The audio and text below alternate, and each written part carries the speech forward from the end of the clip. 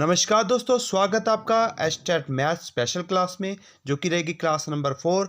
पिछली परीक्षाओं पर आधारित रहेगा और इससे बाहर आपके पास कुछ भी नहीं आने वाला है। एस्टेट सीटेट स्पेशल ये आपकी क्लासेस चल रही हैं। रोज़ शाम 6 बजे आप लाइव जुड़ते हैं आर के सर के साथ। तो वीडियो अगर आपको अच्छी लगती है तो ज़्यादा से ज़्यादा शेयर कीजिए। इससे पहले 3 क्लासेस की लिंक आपको डिस्क्रिप्शन में मिल जाएगा। तो एक बार सेशन को शेयर कर दीजिए। चलिए क्लास स्टार्ट करते हैं। उससे पहले मैं एक रिक्वेस्ट करना चाहूंगा, आप इस सेशन को शेयर कर दीजिए एक बार ज्यादा से ज्यादा दोस्तों में, ताकि सबका भला हो सके, क्योंकि प्रीवियस ईयर से ही क्वेश्चन पूछे जाते हैं। अब क्वेश्चन क्या कहता है, 7 आदमी एक काम को 12 दिनों में पूरा कर सकते हैं। 8 दिनों में 2 गुना काम पूरा करने के लिए कितने अतिरिक्त पुरुषों की आवश्यकता होती है। बच्चों, ये अतिरिक्त वर्ड होता है ना जो एक्स्ट्रा, इसको ध्यान में रखना होता है।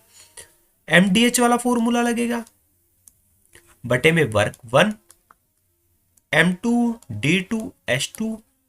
और ज्यादातर खासियत क्या रहती है एचएसएससी की, अगर वो एक शिफ्ट में पेपर में क्वेश्चन दे देता है तो उसके साथ के सभी में देता है। तो वो ये यहाँ पे एग्जाम्पल है, हरियाणा पुलिस में दिया गया है। देखिए 7 आदमी है, 12 दिनों में कितना काम कर रहे हैं, एक काम करते हैं। लिखने की जरूरत इस कारण पड़ी क्योंकि डबल काम होगा आगे नेक्स्ट में। देखिए अब उसने कहा 8 दिनों में दुगना काम पूरा करने के लिए अतिरिक्त कितने बंदों की आवश्यकता पड़ी।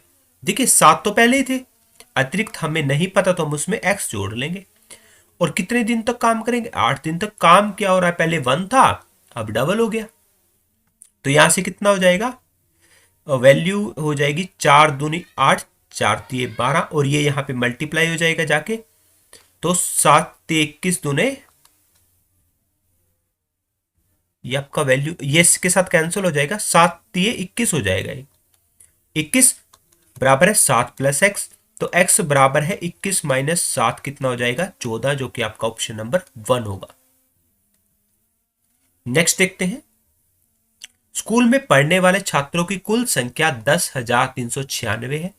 स्कूल में पढ़ने वाली लड़कियों की कुल संख्या का अनुपात लड़कों की कुल संख्या का क्रमशः 52:61 है। यानी लड़कियों का 52 है, लड़कों का 61% है, रेशियो में है। स्कूल में पढ़ रही लड़कियों की कुल संख्या बतानी है। अब देखिए कुल छात्रों की संख्या दे रही 10,300। अगर मैं इन दोनों रेशियो को जोड़ूं तो दो एक और एक 3 हो जाएगा और ये 11 हो जाएगा। यानी 113 रेशियो आपका किसके बराबर बन जाएगा, इसके एक रेशियो किसके बराबर होगा आपका 10,396 बटे में 113। और ये हो जाएगा आपका 9 पे चला जाएगा और फिर हो जाएगा आपका 3 दूनी 6, 92 पे देख सकते हैं आप, हो जाएगा ये 9 पे, इसको डिवाइड करके देख सकते हैं। अब हमें कितना निकालना था रेशियो, लड़कियों का पूछा गया था। लड़कियों की रेशियो क्या थी, पहले लड़कियों की कुल संख्या पूछी गई थी। तो कितने रेशियो निकालेंगे, 52 गुना 52 कर लेंगे। अब एक चीज देखिए, आपके पास ऑप्शन में 2 गुना 2 4 2 में है, तो इसको चेक कर लेंगे। 92 गुना 52, 2 दूनी 4 हो जाएगा, 5 नीम 45, 5 दूनी 10 और 9 दूनी 18, 4 8 7 4784, जो कि ऑप्शन नंबर डी आंसर रहेगा। नेक्स्ट देखते हैं, एक दुकानदार एक पुस्तक को मुद्रित मूल्य यानी एमआरपी बोलते हैं 10% की छूट पर बेचने पर 12% का लाभ अर्जित करता है। पुस्तक के क्रय मूल्य और मुद्रित मूल्य का अनुपात बताना है। अब एक चीज ध्यान से समझिएगा, एमआरपी पे अगर वो लेस दे रहा है 10 का यानी 90/100 में, तो बच्चों ये किसके बराबर होता है, सेलिंग प्राइस के। बिल्कुल समझ गए होंगे आप, यानी सेलिंग प्राइस के बराबर होता है। अगर सेलिंग प्राइस पे प्रॉफिट दे रखा है, कॉस्ट प्राइस अगर आपको निकालना होता है तो कॉस्ट प्राइस क्या होता है, सेलिंग प्राइस इंटू प्रॉफिट या अपॉन में इंटू 100 अपॉन प्रॉफिट होता है। समझ गए होंगे आप। तो अगर मैं यहीं पे मल्टीप्लाई करवा दूं, देखिए ये प्रॉफिट चला जाएगा ऊपर, ये 100 चला जाएगा ऊपर, और ये मल्टीप्लाई नीचे 112 के साथ मल्टीप्लाई करेंगे तो ये इसके साथ कैंसिल हो जाएगा। अब देखिए आपसे पूछा गया था क्रय मूल्य और मुद्रित मूल्य। अब यहां पे ये क्या बन गया था, कॉस्ट प्राइस ही बन गया था। देखिए अब यहां पे क्या हो जाएगा, इधर बचा कॉस्ट प्राइस और एमआरपी आ गया नीचे। MRP आ गया आपका नीचे, और यहां पे 45, 2×5 = 10, 2×6 = 12, 45 रेशियो आपका 56 राइट आंसर आ जाएगा। दोबारा फिर बोल रहा हूं यहां पे, देखिए selling price into profit, into क्या हो जाएगा, प्रॉफिट बटे 100, ये होता है ना आपका कॉस्ट प्राइस। यानी कॉस्ट प्राइस अगर मैं यहां पे सेलिंग प्राइस ले रहा हूं तो ये क्या बन जाएगा, सेलिंग प्राइस में मल्टीप्लाई अगर मैं करवाता हूं कॉस्ट प्राइस को, तो ये क्या हो जाएगा आपका 100/P, मैंने कर दिया यहां पे ऑलरेडी। यानी ये इतना क्या था, सेलिंग प्राइस था ना, सेलिंग प्राइस में अगर मैं ये मल्टीप्लाई करवा देता हूं तो कॉस्ट प्राइस के इक्वल बनता है, आप समझ गए होंगे। तो ये आपका राइट आंसर बन जाता है। नेक्स्ट देखते हैं, श्रृंखला पूरी कीजिए, कितने का डिफरेंस है, 4 का, 3 का, 4 का, 3 का, तो फिर कितने का आएगा, 4 का, यानी 37 राइट आंसर आ जाएगा। सीरीज के आपके पास 1 या 2 क्वेश्चन आते हैं तो आपको ध्यान से करने। भिन्न को ज्ञात कीजिए, देखिए कितने का डिफरेंस है, 1 का। भिन्न ज्ञात करनी है, गलत बतानी है, भिन्न ज्ञात कीजिए कौन सी गलत है, यानी आपको रोंग बता, कभी भी डैश दिया होगा तो निकालनी होती है, क्वेश्चन मार्क दिया तो निकालनी होती है, वरना आपको क्या बतानी होती है, गलत बतानी है कौन सी है, इसमें क्या बतानी है, कौन सी है गलत। ठीक है, 2 का डिफरेंस है, 2 का है, फिर कितना हो गया, 4 का, फिर 2 का, फिर 4 का, इसमें कुछ सिस्टम ही नहीं बन रहा। अगर ऐसे करें तो कितने का डिफरेंस है, 3 का और 6 का, और फिर 6 का, यहां पे भी कोई सिस्टम नहीं बनता, ये बनेगा 4 और ये 6 का, कोई डिफरेंस नहीं बन रहा। तो इसको एक बार चेक कर लेते हैं। अब यहां पे क्वेश्चन में देखने पर एक चीज लग रही है, अभाज्य संख्याएं हैं, अगर ये सारी की सारी अभाज्य संख्याएं तो आंसर गलत नहीं होगा। ठीक है, ये तो कैंसिल हो गया क्योंकि इसमें से एक सच में गलत दी गई है, तो वो बताए।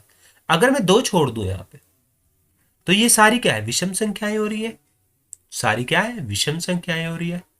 अगर मैं इनमें से कुछ निकाल लूंगा फिर वो अभाज्य नहीं रहेगी, क्योंकि अगर मैं 13 निकालता हूं, मान लो 13 के पास 17, तो फिर अभाज्य संख्या 13 भी तो है। 11 निकाल लेंगे, मान लो 11 निकाल लेंगे तो अभाज्य संख्या 11 भी थी। तो इस तरीके से मैं अगर 2 निकाल लेंगे तो सारी की सारी क्या बन जाएगी, विषम संख्याएं, विषम संख्याएं। तो 2 आपकी क्या है, सम संख्या है, तो राइट आंसर कितना हो जाएगा आपका, 2 हो जाएगा। नेक्स्ट क्वेश्चन क्या है, 5 संख्याओं का औसत 281 है, पहली 2 संख्याओं का औसत 280 है और अंतिम 2 संख्याओं का औसत 178.5 है, तीसरी संख्या ज्ञात करनी। मैंने आपको पहले ही बताया था, अगर आप औसत में संख्याओं की जितनी संख्याएं से गुना कर देते तो उनका जोड़ आ जाता है। 281 गुना 5 बराबर है, यहां पे कितना हो जाएगा आपके पास, 2 संख्याओं का औसत कितना है, यहां पे नीचे लिख देता हूं, 280 गुना 2 और लास्ट अंतिम संख्याओं का 178.5 गुना, ये कितना हो जाएगा आपके पास, 5 एकम 5, 5 अट्ठे 40, 5 दूनी 10 और 4 14, 5 एकम 5, 5 अट्ठे 40, 5 दूनी 10 और 4 14 हो गया आपके पास। ये कितना हो जाएगा, 2 0 16 560 हो जाएगा। ये कितना बनेगा, 10 डेसिमल, 8 दूनी 16 1 17, 7 दूनी 14 1 15, 2 और 1 357। अब ये क्या दोनों जुड़ेंगे तो कितना हो जाएगा, 0 तो 357 ही बचेगा, 7 11 6 और 3 9, 917 बना। 1405 में से अगर आप 917 माइनस करेंगे कितना आएगा, 8 आएगा। 9 में से गया 8 आया और यहां पे कितना बचा, 13, 13 में से 9 4, 488 आपका राइट आंसर आ जाएगा, ऑप्शन नंबर सी। एक बार सेशन को शेयर कर दीजिए बच्चे ज्यादा से ज्यादा। नेक्स्ट क्वेश्चन क्या कहता आपका, रोहित और अक्षर की उम्र का अंतर कितना है, 12 वर्ष, और उनकी उम्र का अनुपात 3:5 दिया है, तो अक्षर की उम्र बतानी। देखिए अंतर दिया गया है दोनों का 12 और रेशियो में अंतर कितना है, 2 रेशियो, जो किसके बराबर हो जाएगा, 12, 1 रेशियो 12/2 6, यानी 1 रेशियो यहां पे अगर मल्टीप्लाई करवा देंगे हम 6 की तो अक्सर की पूछी गई, तो अक्सर का रेशियो कितना था, दूसरे वाला, तो 6 पंजे 30 वर्ष राइट आंसर आ जाएगा। नेक्स्ट क्वेश्चन है 15 व्यक्ति एक कार्य को 3 दिनों में पूरा करते हैं, उसी कार्य को पूरा करने में 10 व्यक्ति कितने दिन लेंगे। देखिए 15 आदमी एमडीएच वाला 3 दिन में काम कर रहे हैं, कोई काम काम एक ही है तो हमें नीचे वर्क लिखने की जरूरत नहीं। उसी कार्य को पूरा करने के लिए 10 व्यक्ति कितना लेंगे। अब देखिए मैन 10 है, दिन पूछा गया है आपसे, तो डी बराबर है 15 गुना 3 बटे में 10, 5 दिए 15, 5 दूनी 10, 9 बटे 2, 2 चौके 8 सही 1 बटे 2, जो कि आपका ऑप्शन नंबर बी होगा। नेक्स्ट क्वेश्चन क्या कहता है आपका, देखिए सभी में प्लस दिया गया है। अब मैं आपको एक चीज सिखाता हूं, पहले बना के दिखा देता हूं फिर डायरेक्ट सिखाऊंगा। डेसिमल के बाद कितना है 249, डेसिमल के बाद कितना है 09, डेसिमल के बाद है 9। कभी भी आपके पास ऐसे वैल्यू होती है तो इनके पीछे आप जीरो लगा सकते हैं, जीरो लगा सकते हैं। तो अगर आप इसको जोड़ेंगे 7 और 9 दूनी 18, 10 और 10 20, 2 10 21, कितना हो जाएगा आपके पास, ये आंसर आ जाएगा जो कि ऑप्शन नंबर बी है। अब मैं आपको डायरेक्ट सिखाता हूं, देखिए ये कितने हैं, 4 है, ये 3 है, ये 2 है और ये 1, यानी सबसे पहले जीरो के साथ 7 जुड़ेगा तो 7 आएगा, तो डायरेक्ट आंसर लिख सकते हैं, सेकंडों में आंसर बनता है। नेक्स्ट क्वेश्चन क्या कहता है, 36 मीटर लंबाई और 2 मिलीमीटर व्यास वाले तांबे के तार को पिघलाकर एक गोला बनाया जाता है, गोले की त्रिज्या सेंटीमीटर में बतानी है। देखिए इसकी लंबाई की अगर हम बात करते हैं तो कितनी है 36 मीटर, और इसका व्यास जो ये दिया गया है पूरा, यानी एक तरह से बेलन है, ये बेलन है ना, तो इसका व्यास दिया गया है कितना है बच्चे, इसका व्यास 2 मिलीमीटर दिया गया है, ये चीज ध्यान रखिएगा। तो त्रिज्या कितनी हो जाएगी 1 मिलीमीटर, समझ होंगे आप। और ये गोला दिया गया है, इसको पिघलाकर गोला बनाना है, गोले की त्रिज्या बतानी है, यानी हमने क्या बताना है यहाँ पे, गोले की त्रिज्या बतानी है, यानी हमने गोले की त्रिज्या बतानी है, यानी आर बताना है। ये गोला दिया गया है। अब सबसे पहले हम एक काम करते हैं, हम क्या करेंगे, हम इसका आयतन निकाल लेते हैं बेलन का। अब आपको पता है कि गोला बनाना है तो गोले का आयतन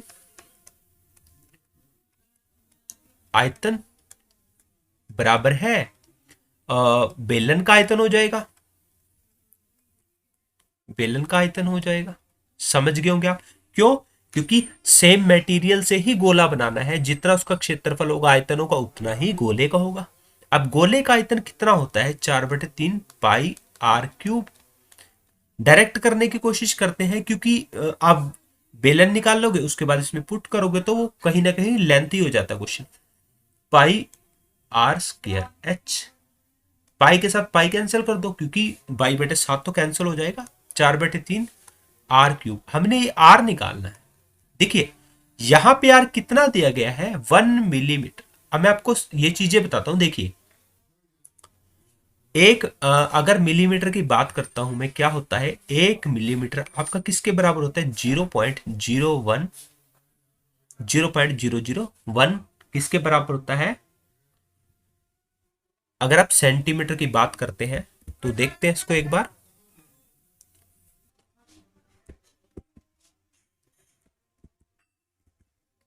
तो एक आपका मिलीमीटर क्या हो जाएगा, ये मीटर के बराबर हो जाएगा, क्योंकि आपका जो ये दिया गया ना ये मीटर में दिया गया है, इसको कन्वर्ट कर लेते हैं। अब मैं यहाँ पे आर 1/1000 इंटू 1/1000 इंटू एच, आपकी हाइट कितनी है 36। अब ये भी मीटर है, ये तीनों मीटर है बिल्कुल। अब मैं क्या करूंगा यहाँ पे, देखिए आर क्यूब बराबर है 1 2 3 गुना 1 2 3 गुना कितना हो जाएगा 36, और ये 3 चला जाएगा ऊपर, 4 नीचे, 4 नहीं में 36, 4 नहीं में 36 हो गया। अब इसको नेक्स्ट क्या हो जाएगा आपके पास, देखिए 9 3 27, और नीचे कितनी जीरो आ जाएंगी 6, और आर क्यूब आ जाएगा। अब ये आर क्यूब का मतलब होता है तो क्यूब रूट हो जाएगा, तो ये क्या बनेगा 3/100, क्योंकि 6 जीरो की 2 जीरो बनेगी 2, क्योंकि आपके पास क्या होता है, मान लीजिए 3 जीरो होती है, 3 की अगर आप क्या निकालते हो, क्यूब रूट, 10 का अगर क्यूब निकालेंगे 1000 बनता है। तो 3 जीरो की 1 जीरो बन रही है ना यहाँ पे, ऐसे ही 6 जीरो की 2 जीरो बन गई।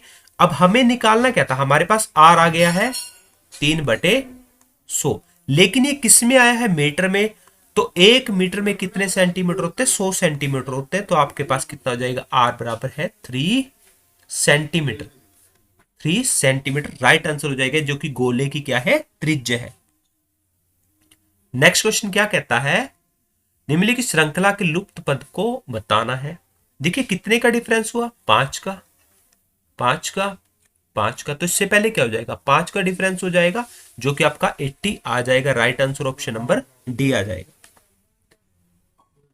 नेक्स्ट क्वेश्चन क्या कहता है आपका, एक संख्या 21 से उतनी ही बड़ी है जितनी की 71 से कम है, संख्या बतानी। देखिए 21 से अगर बड़ी है, मान लीजिए x है, 21 से बड़ा है, और 71 से उतना ही छोटा है, तो संख्या बताओ। तो ये x इधर आके प्लस हो जाएगा, 2x हो जाएगा, और 71 माइनस उधर जाके 21 हो जाएगा, जो कि आपका 50 बनेगा। तो x बराबर है 50/2 25। अब ये आंसर नहीं आया, आपसे संख्या पूछी गई थी। देखिए x 21 से बड़ा था, तो इसमें 21 जोड़ेंगे तो कितना आएगा, 46 आ जाएगा। 25 और 21 आपका 46 राइट आंसर आ जाएगा। 71 में से अगर आप क्या माइनस करते हो, 25, तो ये क्या हो जाएगा, 6 और 6 तब भी ये आएगा।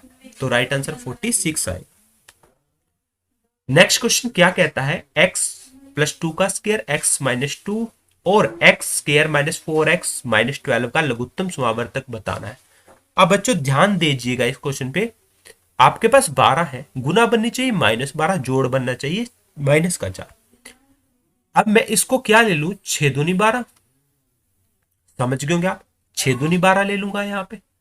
अगर मैं इसको लेता हूं माइनस, तो मुझे इसको प्लस लेना पड़ेगा, क्योंकि इनको जोड़ूंगा तो -6, मुझे -4 बनाना है, तो बिल्कुल सही आएगा। लेकिन अगर इसके जब फैक्टर बन के आते हैं ना बच्चों, तो आपके पास एक वैल्यू क्या आएगी, एक वैल्यू आएगी 6 और दूसरी वैल्यू -2।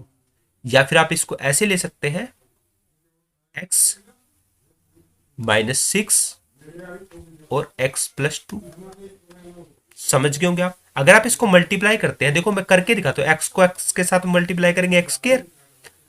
तो मैं यहां पे डायरेक्ट एक चीज बताता हूं, आपको क्या करना है, जस्ट ये जो माइनस लिया, x-6 हो गया, प्लस लिया, ये x+2 हो जाएगा। x² मल्टीप्लाई करके दिखाता हूं, 2x माइनस के 6x माइनस के 12, ये कितना हो जाएगा, x² -4x-12। आई होप आप समझ गए होंगे, वही बात है। यानी इसका फैक्टर क्या बना, ये बना। और ये इसको मैं ऐसे लिख सकता हूं, x+2 और x-2।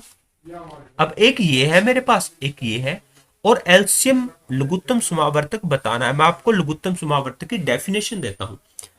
एलसीएम एक ऐसा नंबर होता है जिसको दी हुई संख्याएं क्या करें, भाग करें, जिसको दी हुई संख्याएं भाग करें। सबसे पहले तो कॉमन यानी एचसीएफ होता है दोनों में, वो रख लेंगे। x+2 है दोनों कॉमन, ठीक है। उसके बाद बचे हुए सारे आ जाएंगे, x+2 आ गया, x-2 बच गया, ये लिख लिया, और x-6 इसमें से बच गया, लिख लिया, और x+2 इसमें से एक और बच गया था, क्योंकि एक ही कॉमन लिया था ना, ये आ गया। अब आपके पास ऑप्शन में ऐसा कुछ है नहीं, तो इन्होंने क्या किया हुआ है, 2 बार है तो 2 का स्क्वायर ले लिया, और x-2 और x-6 ले लिया, जो कि आपके पास ऑप्शन नंबर बी है। बिल्कुल इजी है, करने का तरीका आपको समझ में आना। क्वेश्चन क्या कहता है कि निम्नलिखित श्रृंखला में लुप्त पद आपको क्या करना है, ज्ञात करना है। लुप्त पद क्या करना है, आपको ज्ञात करना है।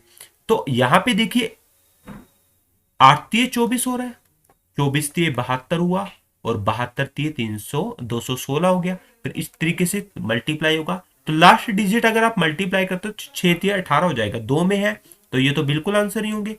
तो 18 हो गया, 3 और 1 4, यानी 48, लास्ट में 648 है, तो राइट आंसर आ जाएगा।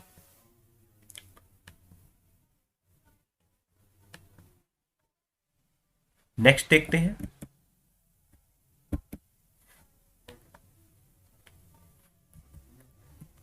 नेक्स्ट क्वेश्चन है, अंकित मूल्य पर 30% की छूट के साथ ए को एक वस्तु 8750 रुपए में बेची गई।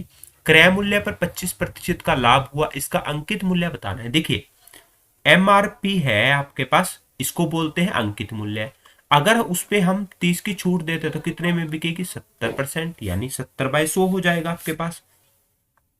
वो किसके बराबर हो जाएगा, क्योंकि एमआरपी पे अगर दे रहे हैं तो वो आपकी किसके बराबर हो जाएगी, विक्रय मूल्य के बराबर हो जाएगी। ठीक है, अब आपको क्या क्रय मूल्य पर 25% का लाभ दिया गया। ठीक है, तो ये क्या बन जाता है आपका, अगर इस पे हम लाभ ले रहे हैं, मान लीजिए ये कितना हो जाएगा विक्रय मूल्य पे। देखिए अगर क्रय मूल्य पे आप लाभ लेते हैं ना, मान लीजिए क्रय मूल्य पे 125 का लाभ हुआ, सपोज करो, तो विक्रय मूल्य के बराबर होता है। अगर यहाँ पे क्रय मूल्य नहीं दिए गए तो आप ऐसे लिख सकते हो इसको, विक्रय मूल्य गुणा 100/125। अब क्रय मूल्य पे मिला था तो हम ऐसे भी लिख सकते हैं इसको, तो हमारे पास 8750, तो कितना आ गया बटे में 125 का लाभ हुआ था। एमआरपी अगर आपको निकालना था तो 8750 गुना 100/125 गुना 100 चला जाएगा ऊपर, 70 आ जाएगा नीचे। ये हो जाएगा कैंसिल इसके साथ, तो यहां पे कितना आ जाएगा देखिए, ये हो जाएगा आपका 25×75, 25×125 जीरो, और 25×125 पंजू सत्ता 35, 70 आ गया, 7 के साथ 7 कैंसिल, 10 आ जाएगा। और ये कितना हो जाएगा, 2 जीरो और एक 3 जीरो एक 4 जीरो, यानी 10,000 आपका राइट आंसर आ जाएगा, जो कि ऑप्शन नंबर बी है। नेक्स्ट क्वेश्चन क्या कहता है, एक स्कूल में 10 शिक्षकों में से एक सेवानिवृत्त हो गया, यानी रिटायर्ड हो गया, और उसके स्थान पर 25 वर्ष की उम्र का एक नया शिक्षक नियुक्त होता है।